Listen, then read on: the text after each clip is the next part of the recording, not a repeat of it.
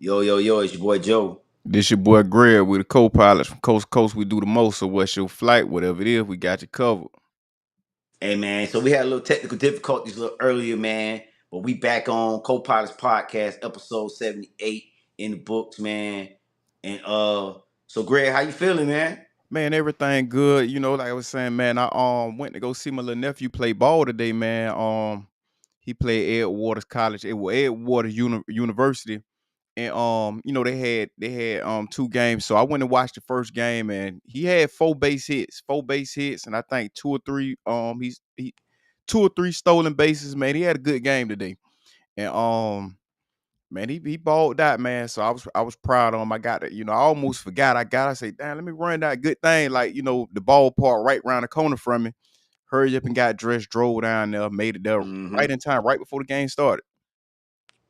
That's what's up, man. I gotta catch, like I said, I'm gonna catch this next game next week, man. I definitely gotta be there, man.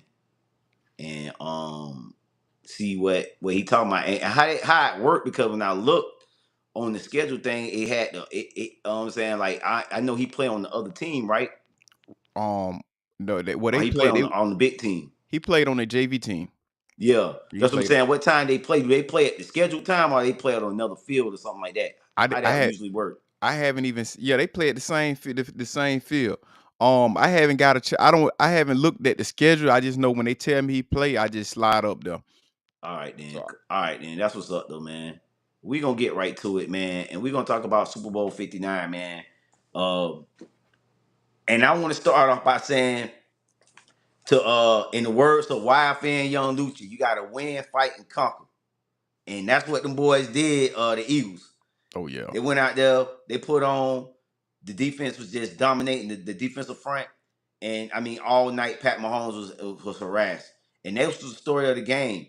When you look at how, like, the Eagles came out, and it looked like for that first quarter, it looked like the Chiefs still was gonna win this game, because how Jalen, that was a bad interception when he threw. And the way the Chiefs defense was playing early on, it just seemed like they was destined for a three-peat. But by midway through the second quarter, man, you just seen this team they was destined. Right.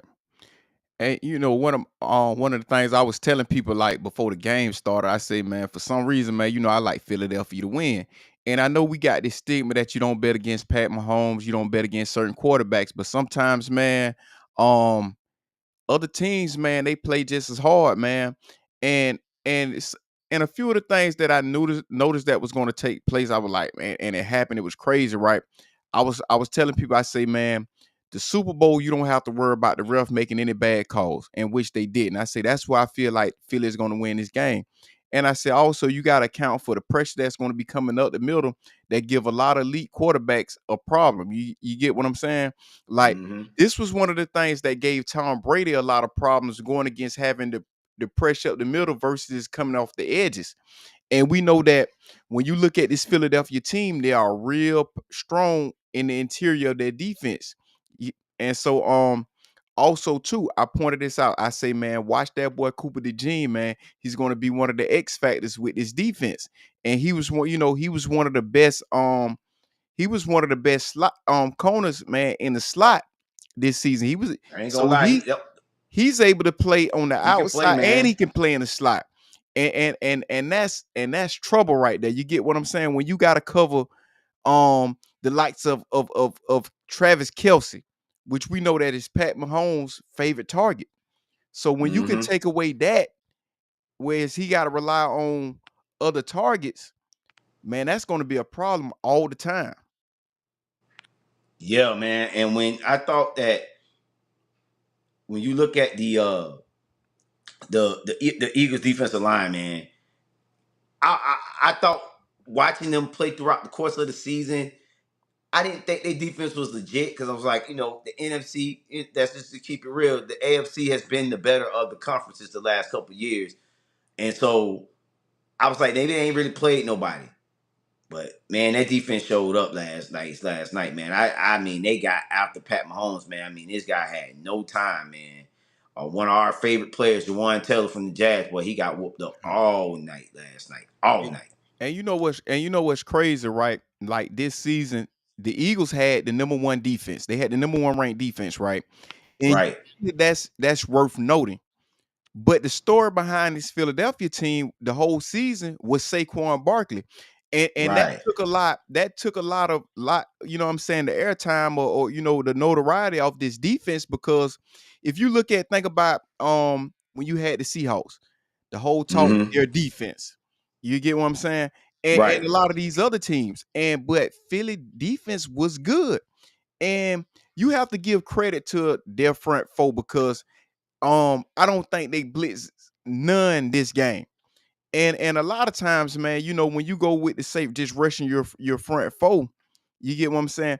A lot of times, man, your line is able to hold. You get what I'm saying? You got to think. You got Kansas City offensive line, which had a decent line for the past few years. And so when you're going against a team that's only rushing their front four, you got to think that, man, my offensive line stand a chance against them. But one of the key things I seen, man, which limited Patrick Mahomes was, you know, a lot of times when he's under duress, he's going to run up that middle and break out for at least about 10 yards. Each time he tried to scramble through the middle, through the, through what the tackles was at, like through the A gaps or the B gaps, he was unsuccessful. And a lot of times it ended in either a sack or maybe maybe get like 2 or 3 yards. And so and that's usually his game plan. That's usually something that he's good at. But when you got Jordan Davis, Jalen Carter as your two tackles, man, it's hard to do that, man. I'm talking about that's going to be a dangerous tandem for years to come, man, especially with this defense. That's going to be a dangerous tandem. And also, man, like I say, you got that secondary. Um you got Mitchell or Ricky, Cooper DeJean. You got Zach Barnes. Like these are some stud players that they have on their defense. Like we already knew that Philly had the better team. When you look at talent from top to bottom, Philly had the better team as far as talent. But at the same time, most people, when they made their bets or whatever they did, they went with the stigma that you do not bet against Patrick Mahomes. But one of the things you always have to look at is this, and just like I pointed it out, when you have these top tier quarterbacks, when you have a defense that is able to bring pressure up the middle, that's dangerous. And also to add with that, the number one rated defense in the league. I will say, you know, Saquon did take a lot of the shine off of the defense because, like I said, when they pulled those stats up and they showed during the Super Bowl, I was kind of shocked that the defense was that good. And I want to salute the Eagles, man, because last year that defense was ass, and they came back this year and they made do. And I Right. think a lot of it had to probably do with that Jazz game when we watched them. The defense didn't look that great that Jazz game. You get what I'm saying? So I mean, they still want the game, but they showed a lot of vulnerabilities. Last night, uh, they didn't show no vulnerabilities, like none. Even in the NFC Championship game against the Redskins, they showed some vulnerabilities that they could, you know, that I thought the Chiefs would take advantage of. And I mean, they played a perfect game, and that's the only way you can beat Pat Mahomes. You look at the last two Super Bowls Pat Mahomes been in; it's been blowouts, and if it's kind of been similar. The pass rush got to him. In the Tampa Bay Super Bowl, they pass rush got to him. So it seems like they're starting to be a little secret to the formula to beat Pat Mahomes. If you got an elite pass rush that's gonna be disciplined, and when they rush lanes, not gonna give him no room to scramble, don't give him and they're disciplined, you can beat Pat Mahomes. And you got to keep your foot on his neck. You got to keep scoring. You can't take it, can't kick off. You see how he put up what in the fourth quarter, even though during garbage time, he was putting up some stuff. So I just think that now, you know, like again, I guess we can start kind of bogged down on the GOAT conversation with Pat Mahomes. And speaking of GOAT conversation, let's segue into that, Greg. What's your thoughts on Pat Mahomes? Do you still think that he can be put in the GOAT conversation with Tom Brady now? Oh, absolutely. Now when people always brought up that he is the GOAT, you know, I always had like, you know, a pause because like I cannot put him as the GOAT as of right now. And I was saying that before this game. You get what I'm saying? And for this reason right here, when you look at Tom Brady, he has longevity. Like he was able to get a Super Bowl win in 40. He also have 7 rings, by the way. And with Patrick Mahomes now, if I'm talking, and this goes back to when I had the conversation about LeBron James, Jordan and Kobe, when I was talking about the GOAT versus being the greatest of all time and being the best of all time. Like as of right now, Patrick Mahomes is the best quarterback we ever seen in the history of the game, hands down. You get what I'm saying? And I Mm-hmm. don't think that no one will debate that. Some may, but it's few that will debate that. But when you're talking about in terms of greatness, that's always going to be a whole different argument. Tom Brady, like I don't even have Tom Brady as being probably the best. If I was talking about the best quarterbacks I've seen in the time I have watched the game, Tom Brady would not be in my top 3. But You want to say if that? I would, Wow. yes. But if you're going to ask me who is the greatest quarterback I have ever seen, I got to go with Tom Brady. You get what I'm saying? When we talking about the GOAT conversation, Tom Brady will be up there. He can be number one still. You get what I'm saying? Right. Like when I'm talking about the best quarterbacks I have watched play, I got to go with Patrick Mahomes. I got to go with Aaron Rodgers, and I got to go with also got to go with Peyton Manning. You get what I'm saying? Wow. But So I'm saying this though. You saying I think we all get. I like Aaron Rodgers, bro, mhm. but I think we get on with his arm, his talent. He's a special talent, but when it comes to leadership, bro, and leading the team and things like that, man, I don't know if I could put Aaron Rodgers in the GOAT conversation. After based on solely how he this New York Jets thing, I think for me has put a bad taste in my mouth with Notice Aaron what I Rodgers. said though. I didn't say Aaron Rodgers was the top 3 in the GOAT conversation. I say Right. the best players of all time that I watch. You know what I'm saying? Okay. That's why I say it's a difference. If like when I point out Aaron Rodgers is one of the best like before I saw Patrick Mahomes, I had Aaron Rodgers as the best quarterback I've ever watched. And before then I had Peyton Manning. You get what I'm saying? And the only thing that separate Patrick Mahomes and Aaron Rodgers from Tom Brady is their mobility, their ability to run. But you talking about like when I'm talking about now, if I'm going to say a pocket passer, just pocket passer, oh yeah, Peyton Manning hands down. But at the same time, like if somebody was to tell like argue me and say Tom Brady or whatnot, okay, fair assessment. You know what I'm saying? But like I'm always going to point to like to a team. You get what I'm saying? Like the teams, each one of them had like because like people say Mahomes, like as of right now, they say okay, we're gonna put a pause on the GOAT conversation. Fair enough. You get what I'm saying? Um, but you have to remember this: early in Tom Brady career, you got to think that he was not the driving force behind these wins. You get what I'm saying? He played good. It's almost similar to like when we look at Brock Purdy. Like it's like almost similar to that. You know what I'm saying? Like, and people want to point out the interception that Pat Mahomes had. You also got to look at Tom Brady now, not the one that he played in Tampa, but look at his last 2 Super Bowls that he won prior to that.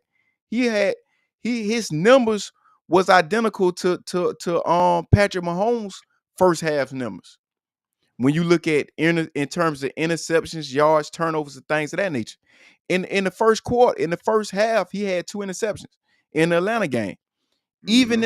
Even in the game against Seattle, he had 2 interceptions that game. You Right. hear what I'm saying?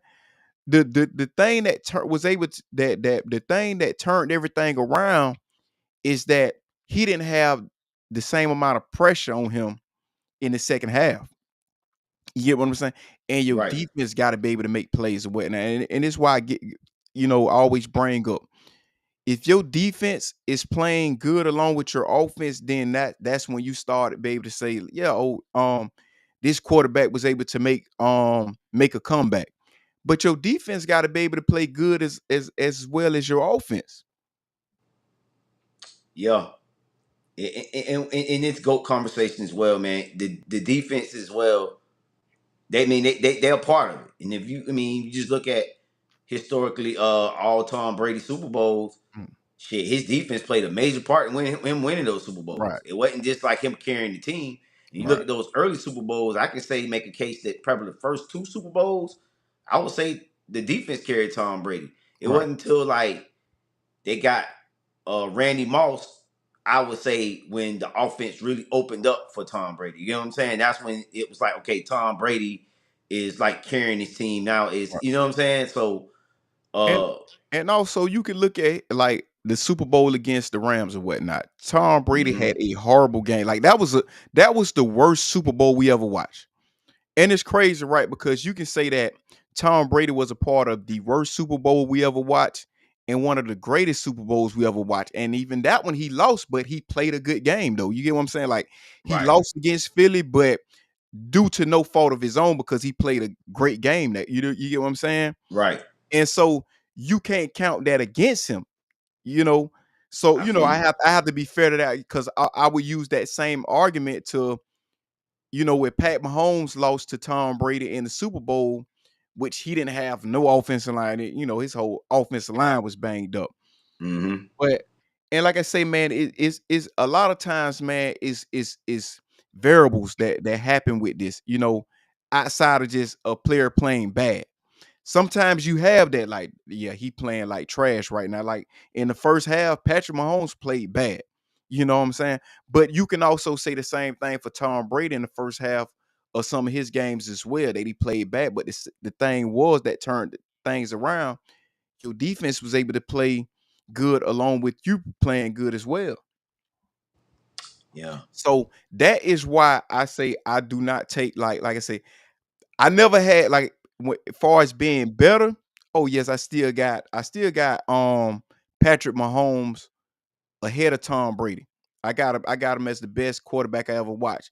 But in terms of the GOAT conversation, like I always had a pause with that because his career is still going. He's still building his legacy. Like, I'm not going to put a quarterback with only 3 Super Bowls over a quarterback that has, I mean, you can, but you still have to he got lot more football to play. You know what I'm Left saying? plate. I get what you're Right. saying. Like the things that Tom Brady has done already, like I mean, even like look at the comeback wins. You know what I'm saying? Right. Like now, even though that Legion of Boom team was banged up, like because like when you put a comparison with Tom Brady and Peyton Manning, right? And I'm going somewhere with this, right? Like, like Tom Brady got one of like they got this record, right? Like the number one defense is, I think, as of right now, going into the Super Bowl, they are 11-2. When you got the number one defense playing in the Super Bowl. Now, one of those losses that the number one defense took was against Tom Brady. You get what I'm saying? Now, that is a testament to his greatness. Now, but at the same time, now that same defense destroyed Peyton Manning.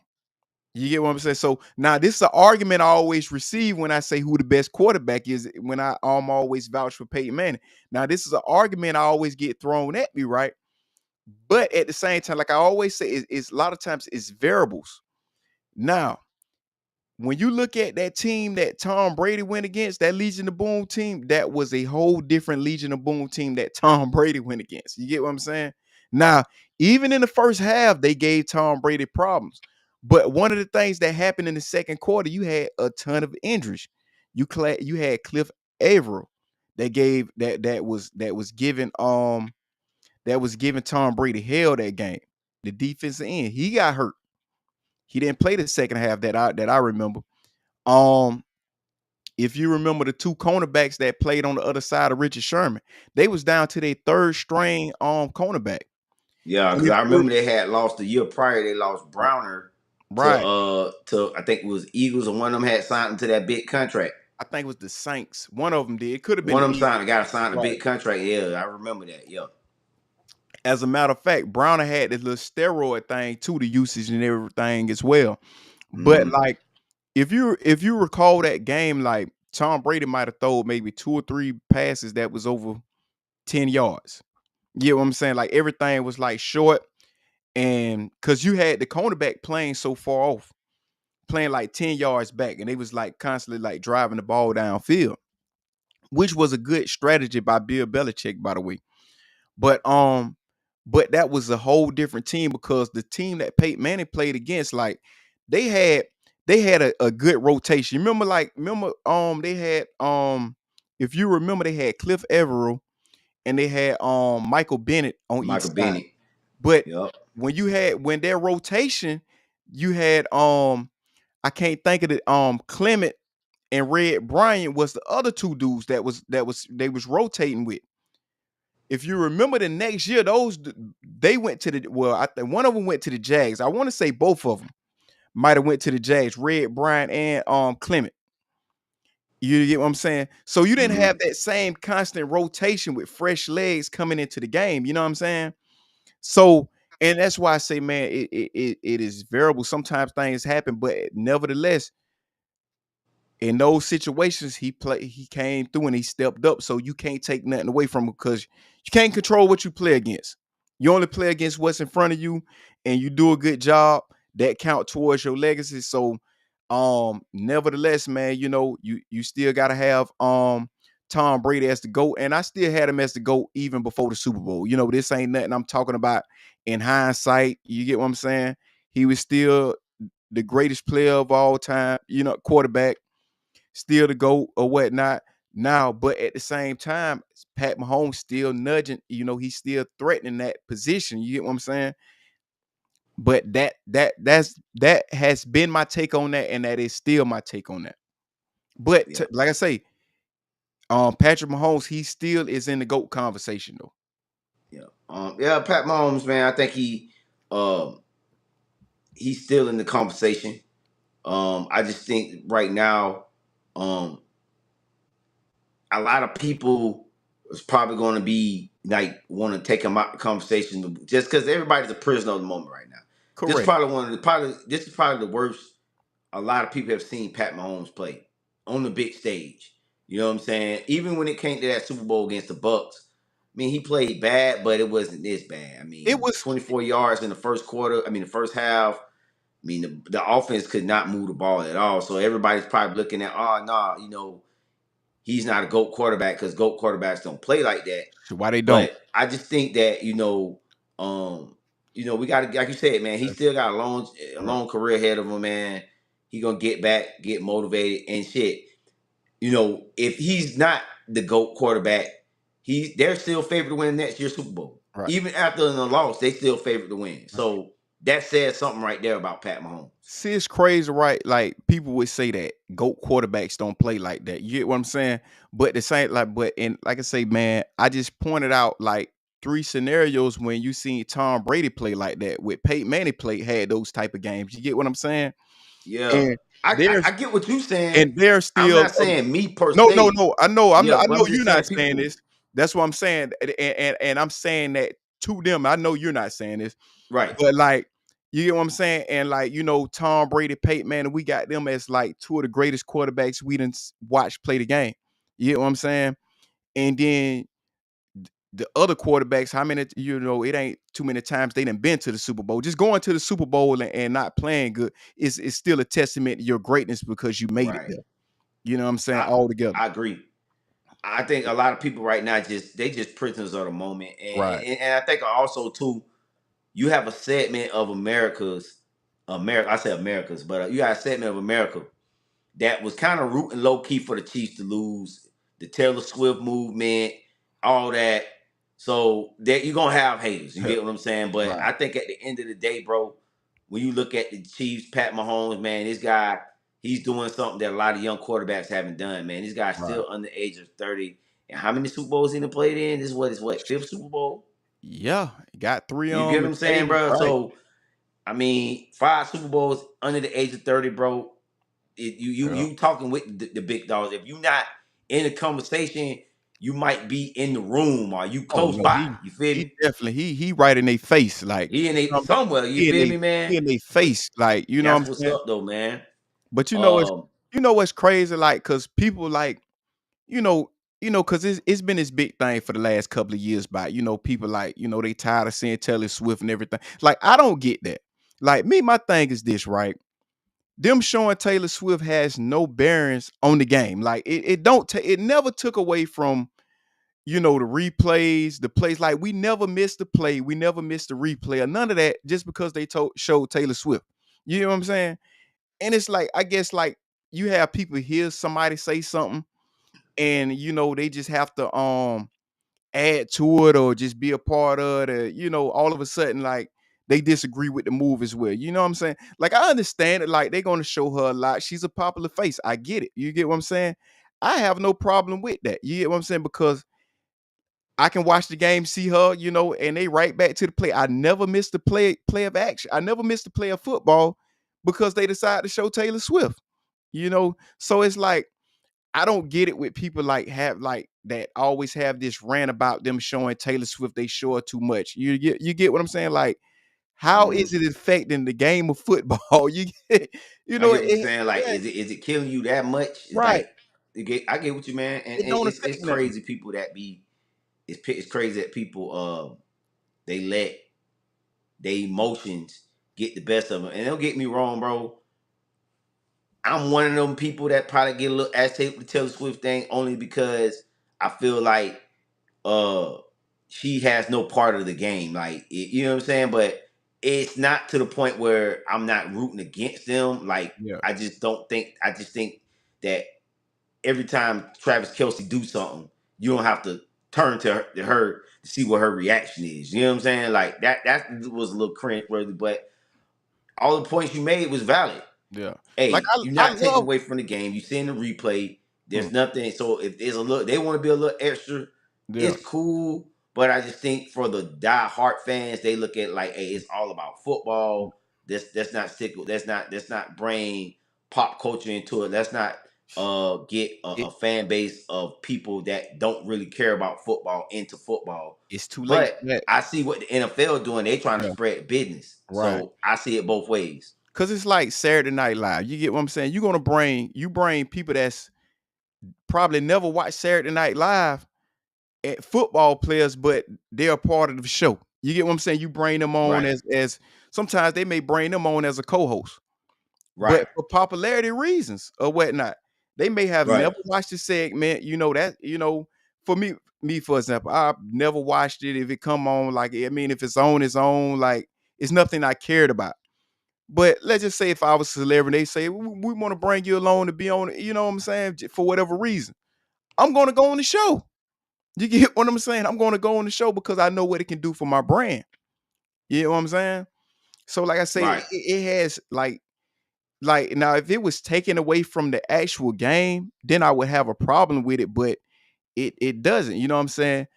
David Cuz say it say it's a business and a platform. Yeah, it is a business, and I understand the business side. You get what I'm saying? Because you know you also like in business and this is how you able to pay your players, your workers, the people that make you money. You get what I'm saying? So you want to keep your business as lucrative as possible because you have to pay the players that work for you and everybody else. So I mean, I understand that standpoint as long as it don't take away from the game. I'm all for it. Oh, that's what's up, man.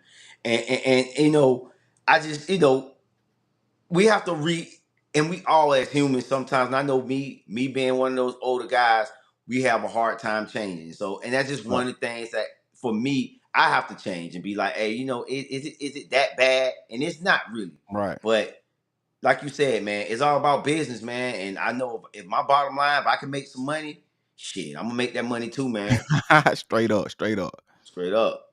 So let's segue, man, and let's talk about uh Super Bowl. Let's talk about some of these halftime performances, man. I mean, Some of everybody's talking about some of them it Kendrick was Lamar only performance. it You was got one some halftime. people that like it. I was watching hating ass Jason Whitlock today. He had a whole breakdown on why it was, and you got to watch it. It's funny, man. Oh man, It's funny as hell, but it was crazy. I haven't even Jason talked. Whitlock was talking about it, so I thought we would talk about it tonight, man. Some of these performances. I mean, me personally, Some of these, I it don't. was only one performance. Some of these it was only one performance. But go Yeah, ahead though. But I was gonna say some of these performances, man, I would say they wasn't all great of all time. I mean, I just thought, Kendrick Lamar, it wasn't my favorite. You know what I'm Right. saying? I thought there was other Super Bowls that performances that were a lot better. So why only way, the co-pilots podcast tonight, we're gonna talk about our top 5 Super Bowl performances that we've watched all time. We've both been watching a lot of sports for a long time and the Super Bowl since we was younger. So we're gonna talk about our history and like what we thought are our top 5 Super Bowl performances, man. So I'm gonna take it off to you, Greg. You gonna give me your top 5, your number 5. I'm gonna give you my number 5. Well, I didn't prepare for it, but I'm gonna go off my head right Just now go of off the what I head, have bro. right now, It's all and good. and it's not in no particular order. Like, Facts. man, of course you gotta have boy Mike. That gotta be up there. Okay. Okay, he Prince, on mine too. Prince, like how everything, and it was the moment for me, like how everything happened. And, you perform in purple, then it rained. Like Prince may be number one. You know what I'm Right. saying? Um, man, Madonna. Madonna is most slept on. If you go back and watch it, like at one time I had as that was one of my favorites, like Madonna. And I'm not like this big Madonna, but it's like I'm watching the performance. I'm like, man, it was like it was nice, and it was very nostalgic because it took you back Right. to like what was going on pop culture around that time or whatnot. And this around the time we was kids, Right. all this was going on, and that was one of them.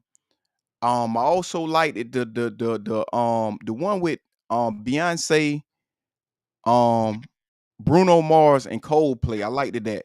I didn't like the whole performance, but it was fire. It was fire how Right. they, cause anytime you put Bruno Mars, you got Beyonce. Like, Bruno Mars, he's one of those people, right?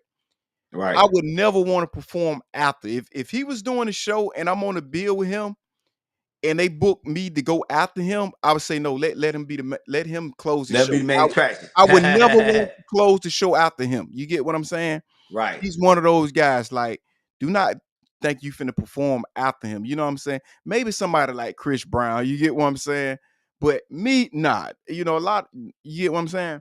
Right. So, and could I put like I didn't? I gotta go back and watch Bruno Mars the halftime show before that, the one he did when when um when Seattle beat Denver. I got to go back and watch that. I'm sure it was great, but I missed it due to circumstances. Well, yeah, Right. I was locked up at the time, but I saw some of the game. You know what I'm saying? Y'all know my story, but I saw it, I was able to see portions of it or whatnot.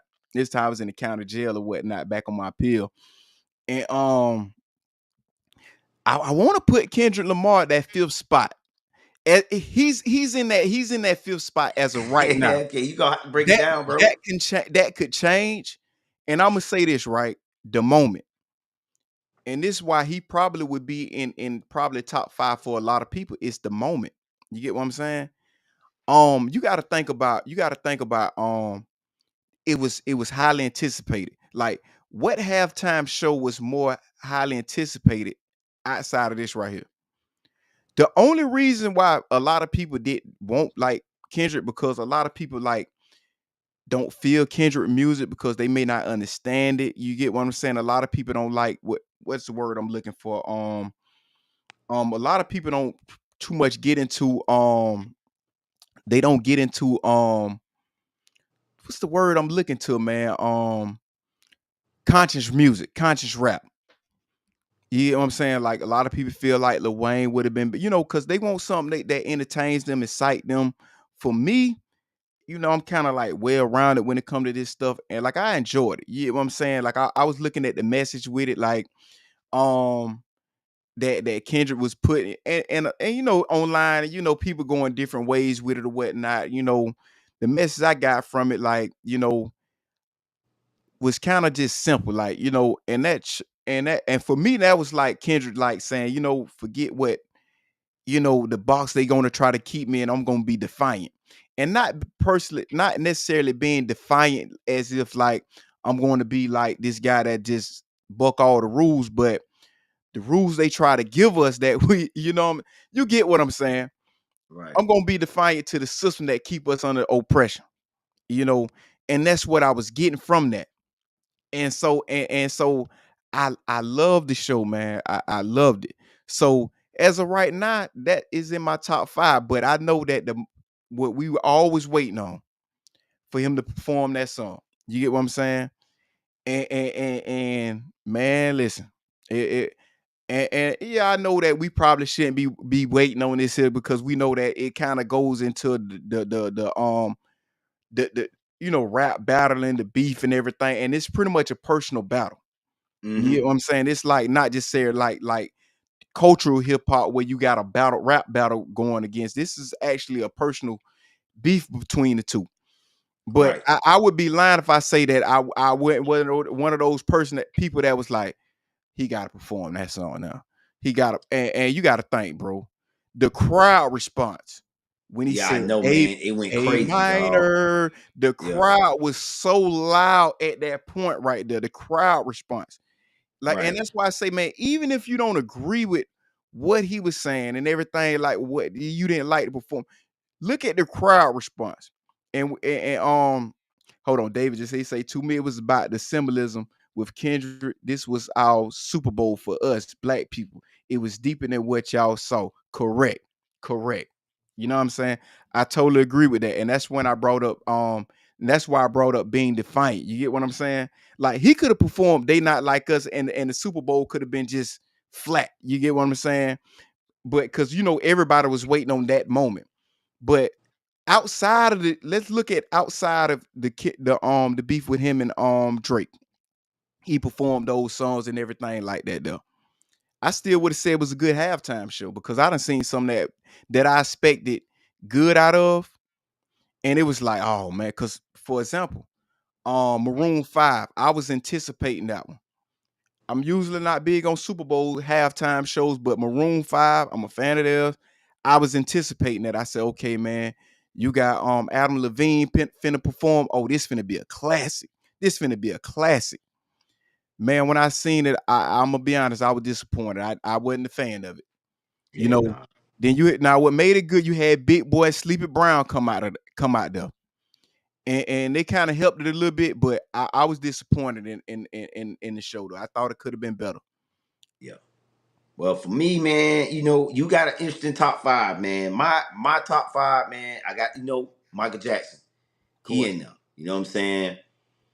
And I think that was reason why I put that one in, because that was when I first started really watching football, understanding the game, and Michael Jackson at that time probably was the biggest star artist in the world at that point. I mean, that dude, Larger than life, man. he was larger than life. And I would Right. still remember going to school, man. It was this, I was in second grade. It was this one girl. It was a girl. Her name was Mary, dog. This girl was like the biggest Michael Jackson fan, girl.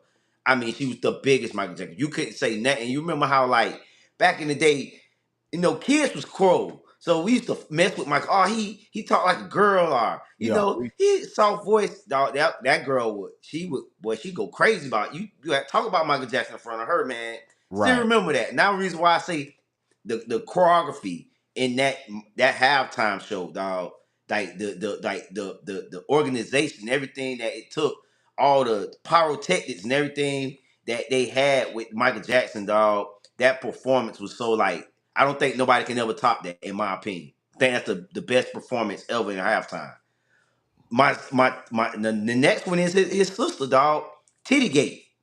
You Oh know yeah. what I'm saying? Janet Jackson, Justin Timberlake, Diddy, all them boys. I actually like that Super Bowl performance, but That was good. good, That was good. that was pretty good. The next one, bro, I gotta go with.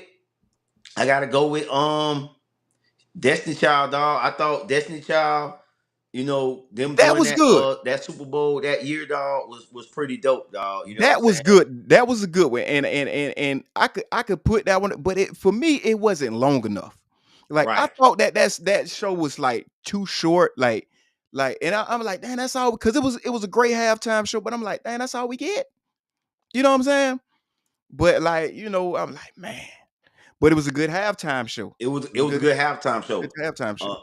and then I gotta go with the one with when they had Travis Scott. Damn, who else it was? Travis Scott. I think it's the one he did in Houston Okay. that year. I think it was Beyonce? Was it Beyonce? I think Beyonce did the halftime show too. How many she had? She She did done, the she one done in been on. Yeah, she done she did did it the like one in New she. Yeah, Orleans, it's been a couple. I want to say it was with Travis Scott. and she did the Forget, and one then with the last one we just did with Snoop. I gotta put that on there. That that was was probably that's about the good too. most hip hop halftime show we ever had, dog. The one with Dre, Kendrick, 50 Cent.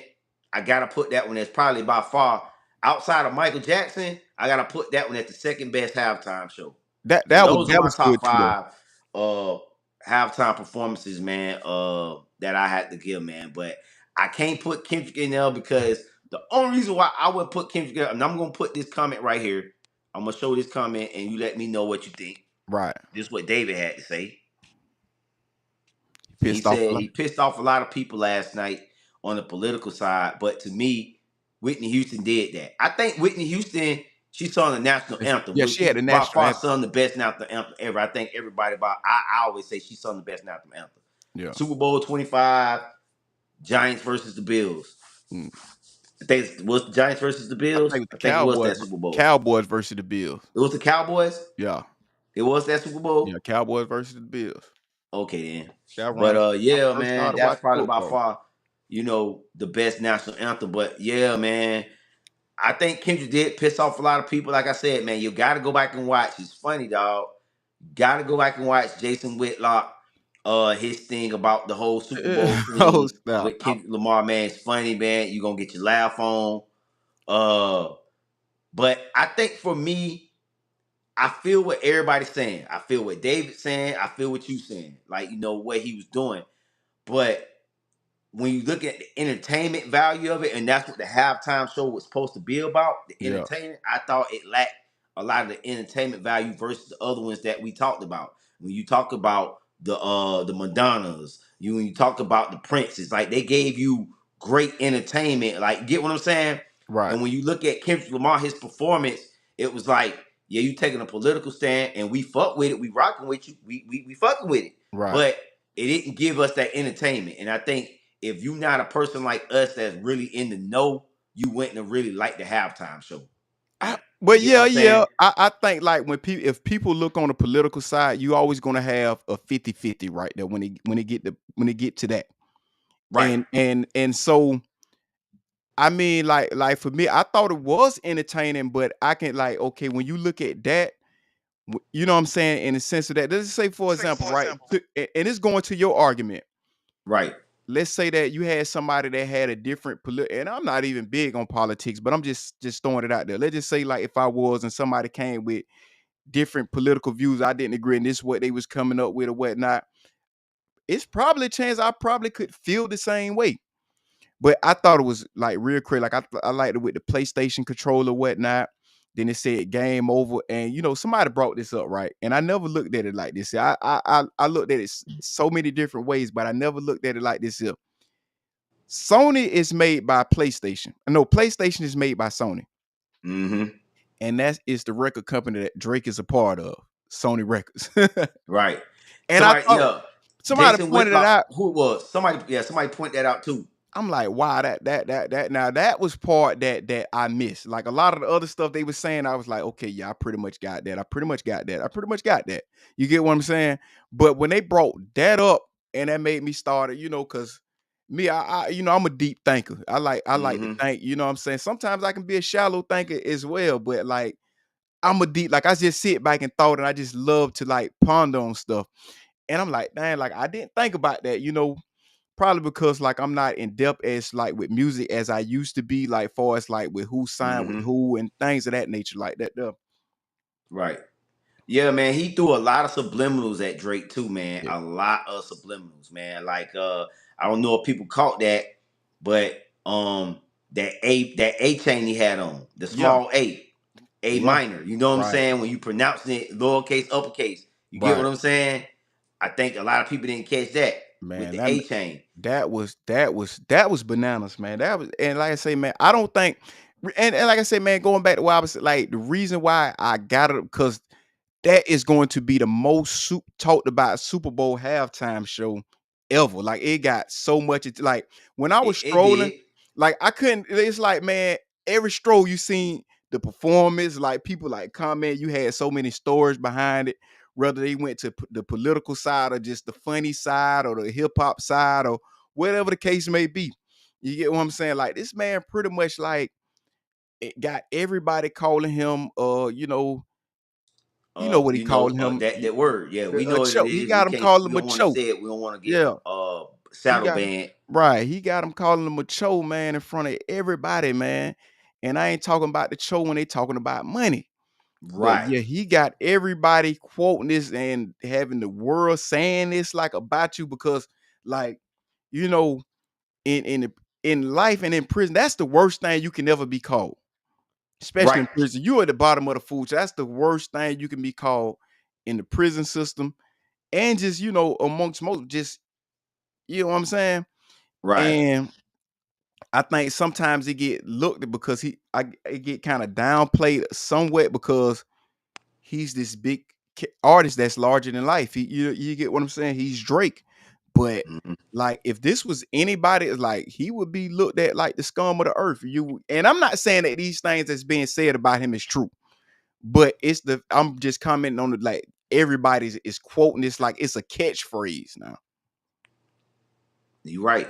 And I mean, shoot, what can you do, bro? I Yeah. mean, the way it was, bro. I mean, it seems like to a lot of it was just more so like an attack on Drake, man. And then when you think about it, bro, we have to bring the question up, bro. Like, Like, who is it took the over? bigger L? Because there was so many subliminals, like SZA. I don't know if you know he used to date SZA back in the Right. day. And Then then he was dating Serena Williams back in the day. right. It You was get what I'm saying? crazy. So it's like all these people you know that are attached to you. You know And what they I'm say she saying? was dancing in the X of the controller, the In the X. X of the controller, exactly. You know what I'm saying? So it's just like so many different little subliminals that like if you just look at it was like an on attack on Drake. Like he couldn't have watched the Super Bowl halftime show and not be like damn dog, like that's how y'all doing me though. Like uh, man, it was bad, bro. But if I had to make a choice though, had to choose a person that took the bigger L out of Drake or Pat Mahomes, bro, I gotta say I gotta say I'm gonna say Drake, bro. I I'm gonna think he say took the Drake. bigger L, bro. Yeah, I like gotta say Drake took the bigger L.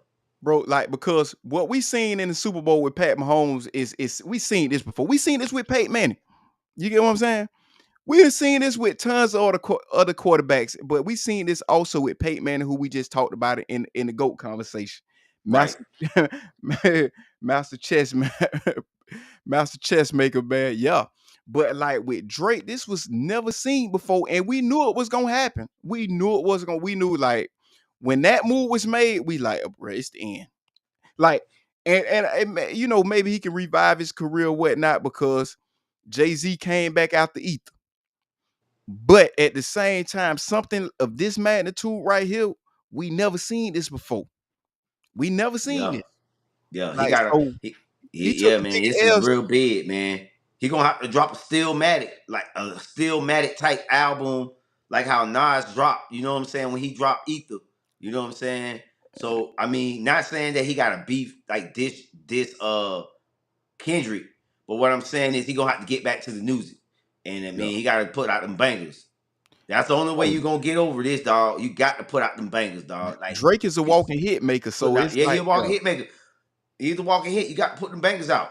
yeah, And if it was me, my strategy, if I was Drake, I would go just for the ladies, dog. Fuck the dudes. I'm yeah, LL. I'm going for the ladies. I right, ain't fucking with you. I ain't fucking with y'all ninjas no more. I'm a LL Cool J Ja Rule type of rapper now. I'm gonna yeah, stay out of this battle rap shit. I'm gonna stay in my lane, right, and I think that's a good lane to go in, bro. yeah, You yeah. know what I'm saying? But um, you know what I'm saying? We talked about the Super Bowl. We gonna beat that up enough, man. Let's slide on to some Jag talk, man. I think we can, you know what I'm saying, successfully say that. You know, I'm wearing my Jaguar shirt today, too. You know, I couldn't wear it none throughout the season, bro, Oh, because it was just a horrible season, I man. had mine on during the Super Bowl yesterday, man. Oh Yeah, man, I I had my could. Jag shirt on during the Super Bowl yesterday. Yeah, Straight man. up. I actually, you know what though? Did I have my Jaguar shirt through Super Bowl? No, I didn't. I'm lying. I'm lying. I didn't. I didn't, bro. I'm capping like a I had mug, bro. mine on. Sure enough. But I will say this, man. You know, just my thoughts on the rest of the season, bro. I think we all can say that the season was a disaster. Um, but I think it's hope though. You get what I'm saying? You know, Right. you got Liam Cohen coming in. I like what he's doing. I'm just gonna say this, bro. And when this, I know you probably like, yeah, I know I'm happy because they did what I asked them to do. They went youth. They did a youth movement in Jacksonville. Something that we haven't done. Oh, I'm lying. We did do this, and it was brought up to me by shout out to, I don't know if you watch him, the Locked On Jaguar network with the shot with. I'm gonna check them. I watch tons of stuff. I may not even remember their names, but if I see it and it's like I just watch Yeah, stuff. Just it's called Locked On Jaguars. right, And the guy brought it up. He was like, we did this in 2012 when we brought on Dave Caldwell and Gus Bradley. At the right, time, Gus Bradley was a young up and coming coach in Seattle, and they went and got a up and coming young GM in Dave Caldwell. It right. didn't work. But I think a lot of that had to do with we didn't have a lot of football people in the building. The organization wasn't as, and Shaq Khan was just coming into the NFL world. Now he's been in the NFL world for over about 10 years now. Yeah. He got Tony, Then trying to clean up a mess too. You get what I'm saying? You got to think right, like. I mean, we drafted players like Ace Sanders. You know what I'm saying? right, bro. We was we We was horrible. came and gave what's that running back? We gave a big contract to, You talking man. about Toby Gerhart. Get we gave him a decent contract and gave him the starting job, like, and without even working for it. Right. So it was like, man, it was crazy. It was like we were trying to clean up. It was crazy, man. It was. And I look And at so how now things. look, fast forward now to 2025. I like what Shad Khan's doing, man. And I watched the interview with Tony Khan during the Super Bowl. And he talked about a lot of the changes that and I didn't know all of this shit. But Jacksonville is probably one of the first organizations that brought analytics into their organization. Before Jacksonville was like one of the leading teams, and I didn't Oh know yeah, that. yeah. Prior to that, they wasn't. Prior to Shad Khan them taking over the team, no one was into analytics. I remember they was doing Jacksonville that. brought that on, and now we see that what they're doing with the younger guys, they're putting a lot of investment into the coaches that they brought in. Like you look at the guys that they brought in. We got the youngest offensive coordinator in the league right now, and you do seek. Right. And this guy's gonna do great numbers with Trevor, man. I think what he did with Sam Darnold, dog, and not working with Sam Darnold, and what Sam Darnold was a bust to get him to play like he played. If he can get Trevor to play like that, bruh, I think this guy's not going to be our head coach, our offensive coordinator alone. This guy's going to be a head coach. If he can get Trevor, can turn Trevor around, bet on himself, and get us to the playoffs next year, that dude will be a head coach, the offensive coordinator. Mark my words. So I'm liking what Jacksonville doing, bro. I'm loving it. It's Mm, everything I asked them to do. mm. I mean, I have no problem with it either. You get what I'm saying? Like,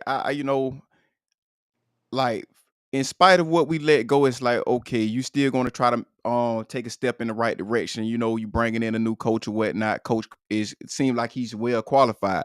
So I have no problem with that. And I'm gonna always say this. My main thing is this: you have to get Trevor Lawrence to play better. You get what I'm saying? Like, that is the main problem. Like, I didn't see like, I'm not saying that all coaching staff or all GM wasn't at fault. Like, they did, like, I didn't agree with everything that they did, Mm-hmm. but like I say, the biggest thing is this, man, and it's with Trevor Lawrence. Is he gonna live up to be a court? Is he gonna live up to be worthy of the first round pick? Forget the generational talent tag. You get what I'm saying? I'm not I'm not even worried about that right there. Is he's gonna live up to be the first round talent that we draft him for? That's the Facts. question. You get what I'm saying? And that, whatever coach we have to that is what they're going, that is the task that they have right there. And like when I watch him play, my biggest thing is this, man. Like, He has to get better with his pre-snap read. Has to get better against the blitz. He has to get better in the red zone. You get what I'm saying? And that it and avoiding turnovers. Like his pocket awareness has to get better. And those are things that I look at and I watch him. As far as being accurate, like he was very inaccurate this season. But for the most part, watching Trevor, he's always been an accurate passer. You know what I'm saying? It was always the small things that got me with him. You know what I'm saying? But Right. like going forward, like the two things I would go after, like I say, man, I know Travis Hunter is very appealing. I would love to have him. I know different like the cornerback Will Johnson, he's appealing. I would love to have him too. But the two things I think that we should go after, and it's me. Mm-hmm. Either we go after offensive lineman. You get what I'm saying? And our offensive lineman played a lot better towards the end of the season. I don't know if a lot of people noticed that or not. You get what I'm saying? Like our offensive line played a lot better towards the end of the season. Um, but at the same time, to be on the safe side, it's like because we only seen Van Lanen only a few games. So the question would be that do we keep Van Lanen in the offense and see what he looked like in year two, or do we go with one of those like the offensive lineman out of Texas, one of those guys, Kelvin. um, Okay, dude name Kelvin. Is it Kelvin Ingram or something like Kelvin? Kevin I Johnson, get. I think, something like Yeah, that. yeah. I know But you're talking about. Yeah. also another guy, man, I would love to have, man, Graham out of Michigan, the defensive tackle out of Michigan. Man, when I like watching him, oh man, like that dude gonna be a problem in the league. Like he a dude I would love for us to go out there because we got two edges. And a lot of times they always put emphasis on pass rush and everything. And I hate when they keep bringing this up every year. We going like we got two pass rushes, we got two edges. It's no need to go after an edge rush in the first round. I don't know why they keep bringing this up like this is a primary need for us. No, you get stronger in your with the A gaps. You know what I'm saying? In the interior of Mm-hmm. your defensive line. That is what you target. If you're going to go defense, you go after a guy like Graham, man, the guy that's going to clog the middle. We seen this in the Super Bowl, man, with Davis and Jalen Carter. You get what I'm saying? Mm-hmm. This was one of the main things that kept Patrick Mahomes unable to do what he normally do because they kept the middle clogged up. He was not able to step up in the pocket. So that would be a spot, man, I would target for us, man, on defense, man. Defensive tackle, man, going after ground, man. Yeah.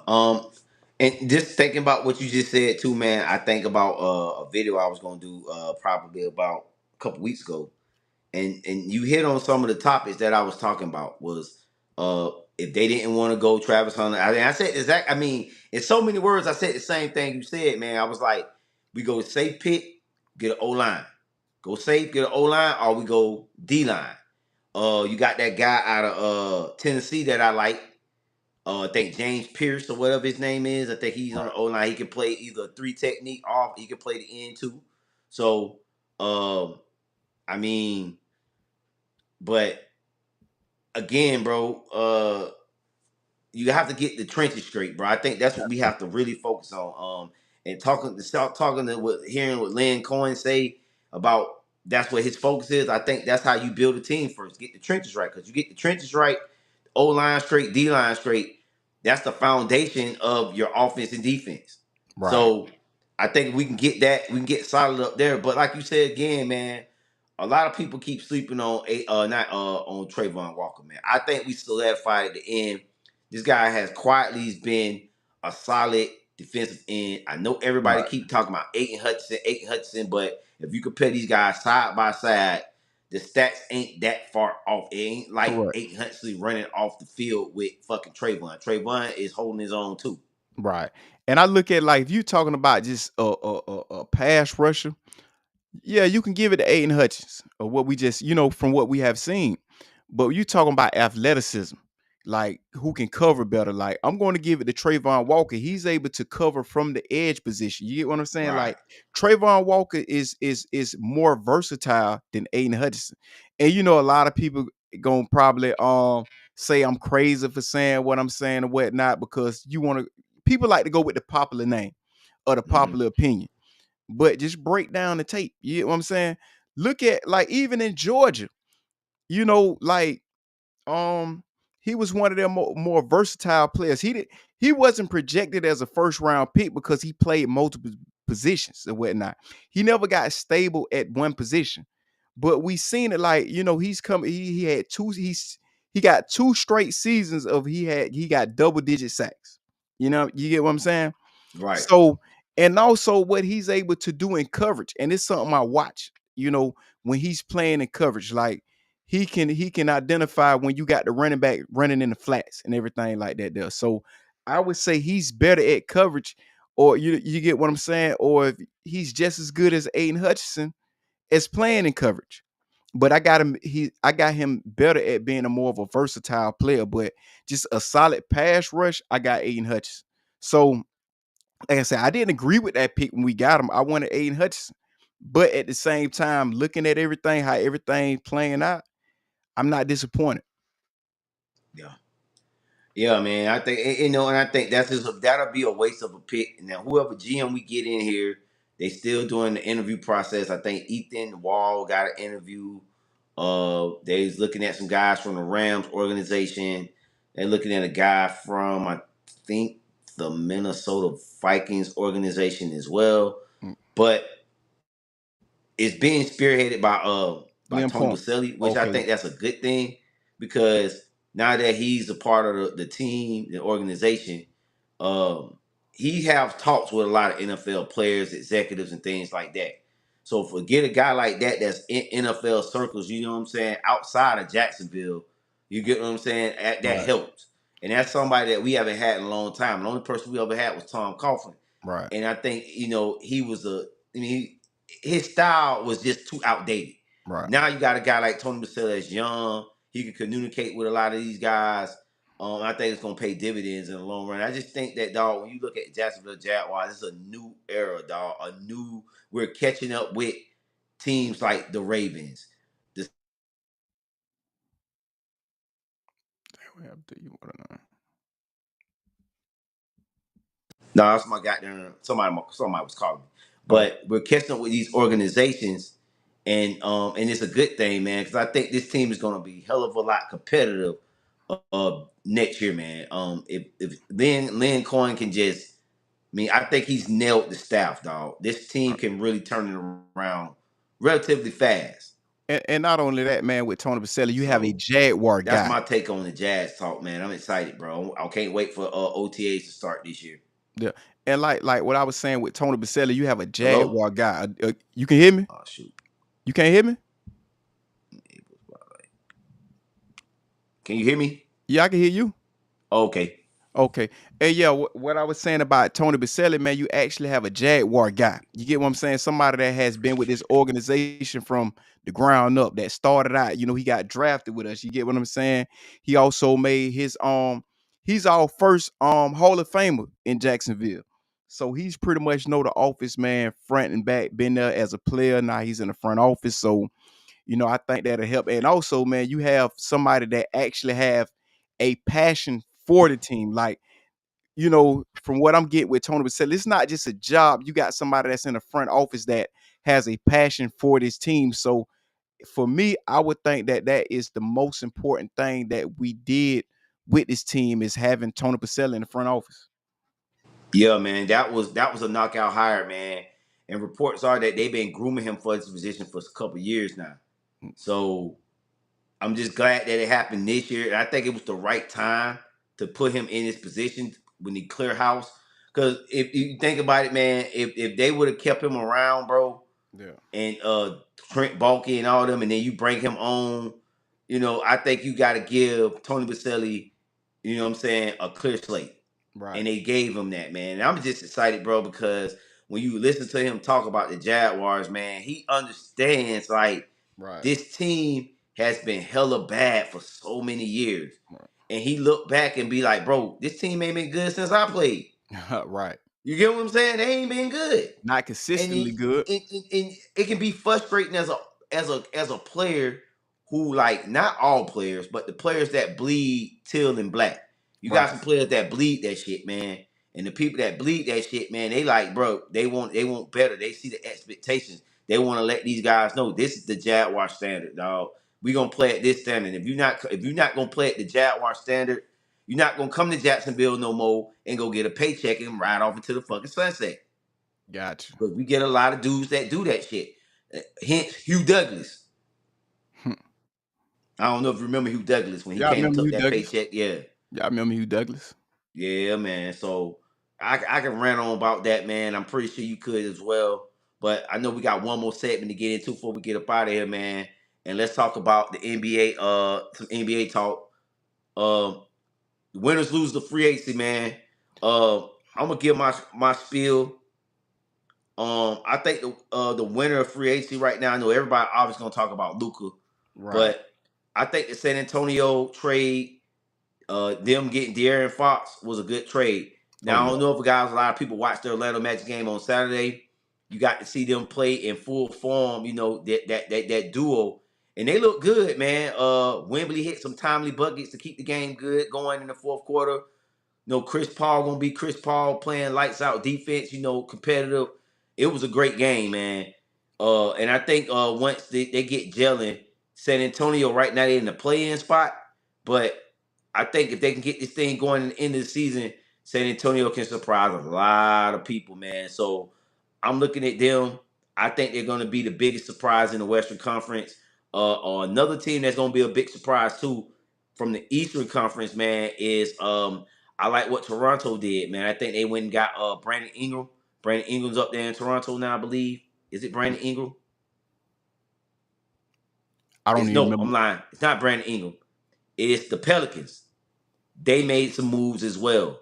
Um, so that's another team that could possibly be sneaking up on some teams in the Western Conference. So those are my two teams that I think instantly that I think in the winners losers section when it comes to NBA that we got to watch out for. Well, obviously when I look at long term down the line, man, you got to look at the Luka trade. That's the more popular trade or whatnot. You know what I'm saying? Like, and I had mixed feelings about it, but when I'm looking at it short term and long term, I have difference of opinion. But it always a good thing when you can set your team up long term with a generational talent like Luka. You get what I'm saying? Even if you're not going to set the stage to win this year. So I gotta shed light on that, even though I kind of downplayed it last week, but just thinking about it, I kind of, like it a little, that much more. And obvious the trade with San Antonio, with De'Aaron Fox going to San Antonio. But one of the trades, man, and I think this is slept on, right? And I think that this trade is going to make them a contender in the East. And probably can possibly go all the way and win it all. And that's Cleveland. Man, Cleveland got DeAndre Hunter. You know, they established themselves. They got a wing out there, man. They got a dude that can shoot the three ball and can play defense. Like you can sort like you got a dude that's on your team that's going to be able to guard at least from the one to the three. Like he'll be able to guard Tatum, be able to guard Brown, be able to guard Drew Holiday. You get what I'm saying? So and also he can score. Like he's probably, I want to say maybe he's coming off one of his best seasons. He's having one of his best season in terms of scoring because he's averaging 19 points a game this season. Mm-hmm. And like I say, man, I think that like with him going to Cleveland, man, he's going to make them a contender, man. He like it's going to be tough. They made it that much tougher for Boston.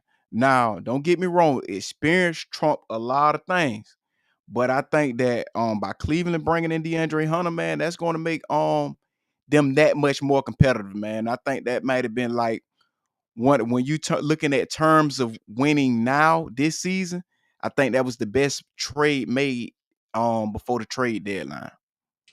Another trade that just came to my head, honorable mention, dog. I forgot to even mention it. Just wow about me, and I think this could be a trade.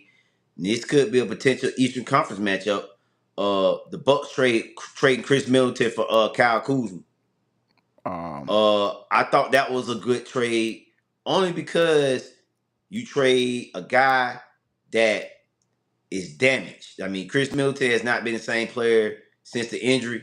So you get a guy like Kyle Kuzma, healthy, reliable, who's played in the playoffs, played in some play. He know about some big games, and you don't ask him to do a lot. You just Right. ask him, hey, just hit them timely buckets, bro. I Right. think that's a good move for them guys. I think that was a clear upgrade. Now, it's unfortunately Chris Middleton got traded to the Wizards, but they had to do what they had to do, man. They trying to make a playoff push, and He got a ring, so hey, man, you know what I'm saying? he got one, yeah, Got a man. ring. But I think that's a low key good trade as well, man. Chris Middleton, Kyle Kuzma trade. I think that could help the Bucks out as well. Right. Um, so any send offs, man, before we go into the arrivals and departures? Nah. So we're gonna get into our arrivals and departures this week, man. And I'm gonna start, man. I'm gonna go arrivals. My arrivals this week, bro. I gotta give it to James Winston, bro. I think he was the star of the Super Bowl week, dog. Like, it's so many viral clips of James Winston, bro. Just trying to get on Shaq Khan boat, to throwing out crab legs to the crowd, Right. to actually AJ Brown doing his dance when he Right. scored the touchdown. You know what I'm saying? He asked him to do it, he did it. I mean, throwing dubs to I mean, it's so many viral moments with James Winston over the week, man. And I think this dude really has a life after football, especially in sports broadcasting, man. I can see him being in the booth, calling games. I can see him working at ESPN or one of these major networks, debating one of somebody. He has some crazy takes. But I think when you look at James Winston overall, bro, we saw that special talent at Florida State. Unfortunately, it wasn't on the football field, but you just knew this guy was special, man. So I'm a little long winded, but I gotta give my boy James Winston some flowers, man. He my rival for this week. Right. Man, I gotta go with the Philadelphia Eagles, man. They knocked off Patrick Mahomes, man. And not only this, right? And it's something this is the second team they stopped from three-peating. You get what I'm saying? Mm. They stopped the Chiefs from three-peating, and they also stopped New England from three-peating. So Damn, I so gotta give did big ups to them and Big also, Dick man, Nick. yeah, man. So yeah, man, for the Philadelphia Eagles, man, that is my rivals, man. They could and with the team they have, right, they could possibly be back. Because you Yeah, gotta man. think, man, not only that, man, the confidence level is building now. Mm-hmm. I got two departures. My first departure, the New York Football Giants. Y'all let Saquon go, and he go win a Super Bowl in the next year. What? Y'all boys, I know. Lead the league in Oh, rushing? and lead the league in rushing. So I mean, and then he win a Super Bowl only with a team in your division. Right. So y'all like 2, 3, 4 time losing New York Giants, man. I mean, boy, And the guy they Tiki kept is Barber, and the eat guy your they words. Mhm. You said what you said about that man. You gotta eat your fucking words, Tiki. You know what you said, man. and and So and the guy they kept in place of him, the quarterback Daniel Jones, they end up, they about to let him go as well. exactly. It's crazy that you say that, bro. It's this kind of like how Jacksonville was 2000 post. You remember we had a good run that one year. They signed the wrong people, and the team just fall apart. Not Right. saying that that's happened in New York, but it's sort of similar. When everybody was like, "Why y'all sign Blake Bortles? Y'all should have signed Jalen Ramsey." Mm. So, but yeah, but my other departure, bro, man, Lamar Jackson. That's heating up for your ass, man. It's heating up. And I love you, bro. I love you, bro. Florida boy all day. But it's starting to heat up now, man. Jalen Hurts won a Super Bowl before you. Hey, man, that spotlight gonna get even bigger next year. Well, I think for this, and this is my thing, like with Lamar, right? You get what I'm saying? I think the narrative has went away. Can he perform in big games now? You get what I'm saying? I think that they looking at as a team, can the team get over the hump? Because at first we was looking at Lamar as like people was looking at him like, oh man, he when it come to big games in the playoff, he's not playing as well. But now we look at his last two playoff performance, they was actually good. They was actually, I wouldn't say all along was great with his last three, rather. You get what I'm saying? He actually played good in those games. You get what I'm saying? And he even played better in the last week. You get what I'm saying? And it just so happened that, you know, Andrews dropped the pass that could have tied the game up. Right. And so I look at it as this like this when the game was on the line, he stepped up. Although he had some mistakes that he made in the game, but when the game was on the line, he was able to tighten up, man, and rally his team behind him and make things happen. So I think like that for me, that stigma has went away. But I never had, I like to let things play out. But I think with most people, that stigma has got thrown out the window right now. Like, can he perform on the big stage, perform in big moments? But Yeah. it don't I mean, but you're gonna have the naysayers just because Jalen won a Super Bowl and everything. But in that case, I mean, you might as well say the same thing about um what's your boy name? Allen, Josh Allen. Josh Allen. Right. And we know that he's well capable of winning. Well, I'm gonna say this reason why I say we put the pressure on Lamar Jackson. I'm gonna say black culture. I'm just gonna call it out. Our hip hop culture. Mm, We tend to leech on to Lamar Jackson. We leech on to Jalen Hurts. Those two particular black quarterbacks, just because from their background, where they from, things like that. And now I just think when it comes to the hip hop black culture, everybody's gonna be looking for Lamar Jackson. Like, dog, you up? You know how we be, man. Hey, bro, you got one. When you gonna get one? You get what I'm saying? Like, right. you let Hurts get one before you get one, bro. Right. You get one. So I think when it comes to barbershop talk, things like that, those conversations gonna be had now. Right. And Lamar Jackson got to be real with himself too. He know that too. I think he do. Right. But at the same time, there's nothing taken away from his talent and that he's a great player. It's just I just think there's a little bit more added pressure that you let a guy that who's been in the league a lot less than you get a ring before you, and you've been there and had more opportunities than he has. I think them Super Bowls gonna I mean the MVP is gonna kind of help Lamar's case a little bit. You get what I'm saying? So it's kind of like when you because anytime you look at like a Super Bowl win, I mean, you looking at individual performance. Sometimes judging the person off that, but you mostly looking at the team performance. I mean, that's how I like to look at it. But when you look at I feel individual awards, like the MVP, that's an individual award, like saying that like I was the best quarterback. I was, but at the same time, it's like you have to have that same energy when it comes to the playoff as well. And I think right. I think he displayed that. But like I say, but I think with him, I don't think you have to put pressure on Lamar. I think Lamar already know, man. Coming out of college, the pressure was on him. He already knew that he was gonna have naysayers. I think he already know that's the ultimate goal. I did this, the MVP. I did that, which he should have won this year. So what? He want to win. He want to win the big one, and I think that he pretty much got that already made up in his head already. Yeah.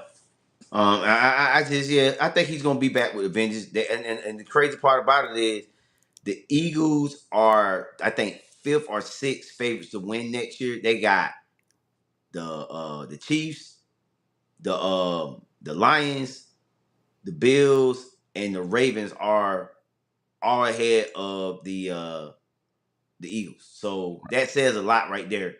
And you know what I'm saying about what they think about Jalen Hurts. But at the end of the day, um, it's just gonna be interesting to see how Lamar bounce back this year, man.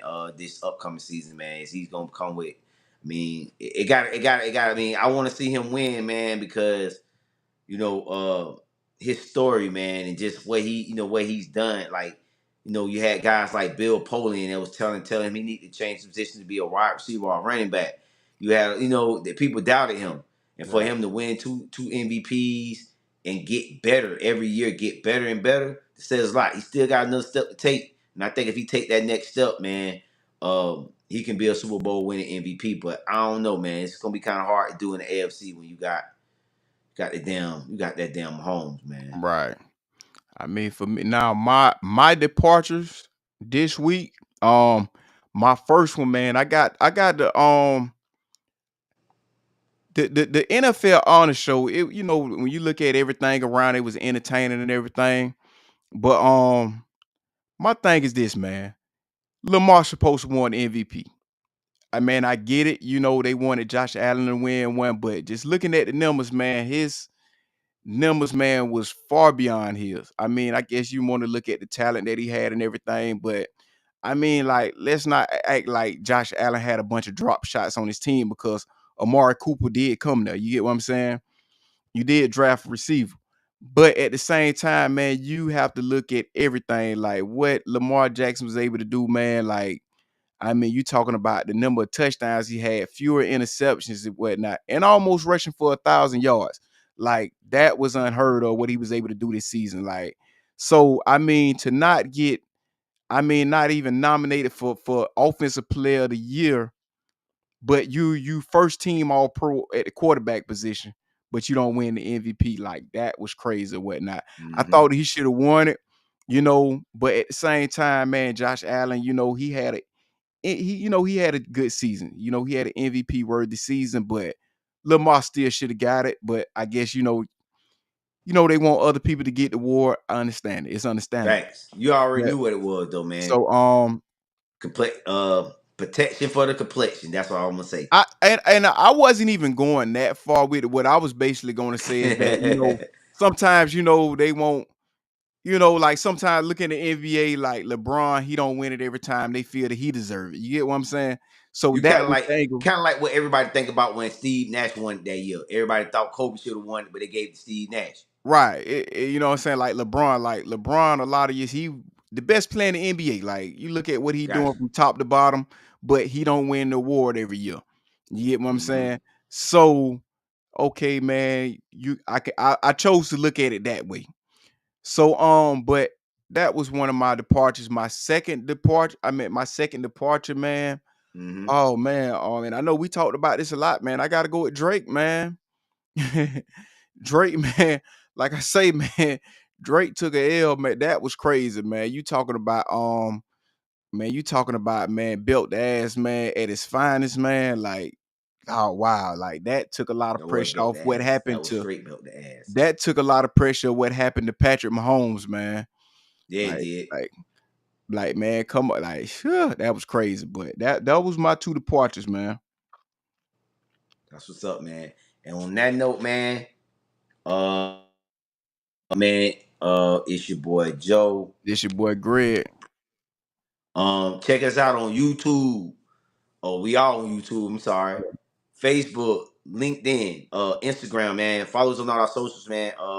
Like I say, man, we just getting back into the swing of things on the podcast. Got another couple more, got another month before we start season 3, man, of the Co-Pilots podcast. Next month, we're gonna make season 3, 3 years of doing the podcast, man. Started season 3, and I think that's a big accomplishment for us, man. Tell you how committed, dedicated, that we want to give out the best sports content in the state and shit in the world, bro. Yo, true. You know what I'm saying? And with that note, man, it's your boy Joe, This your boy Greg. and we out. Yo. Peace.